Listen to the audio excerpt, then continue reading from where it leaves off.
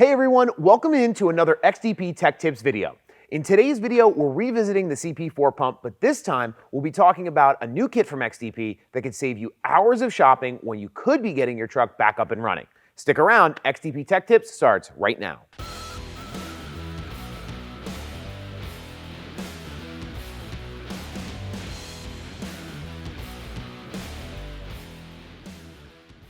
Mike, we're back in the R&D center talking about CP4s. This time though, we're looking at what happens after a CP4 failure and what we can do next.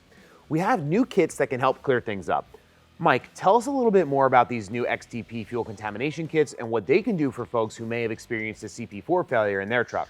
These kits really can take a lot of the guesswork out of trying to source all the parts individually in the event of a CP4 failure and really just put it all in one kit. Last time we talked about CP4 pumps, we talked about how prone Cummins, Powerstroke, and Duramax applications were to CP4 failures.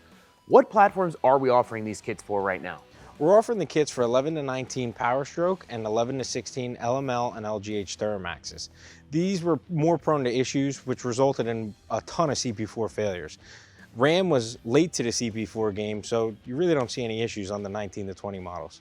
These kits save time and money and give people everything all in one package. How much time does it usually take to remove the old components and install this kit? Well, depending on experience level and whether it's Duramax or Powerstroke, you're probably going to find yourself spending at least 20 to 30 hours.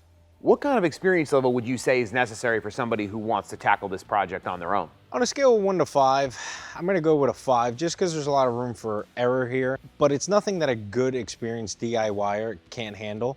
Really the only holdback is just making sure you have a scan tool with the capabilities to program new IQA codes and reset some parameters. And what comes included in the kits for Ford and Duramax trucks? There's really not much of a difference between the two. You're going to get a set of fuel injectors, a CP4 pump, rails, lines, and any other necessary component for install. Knowing you've done this repair numerous times yourself, is there any advice you'd give to somebody who's getting ready to take on this project on their own? I would just say to work neatly, take your time, lay all the components out, make sure everything's there and nothing's damaged.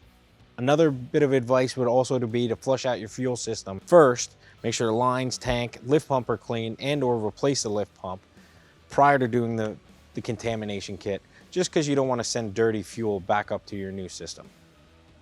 So if your truck is down after a CP4 failure or a fuel system contamination, don't spend unnecessary time and effort looking for the parts you need when you could be using that time to get your truck back on the road. Visit xdp.com to get all the details and find a kit for your truck. We'll see you next time.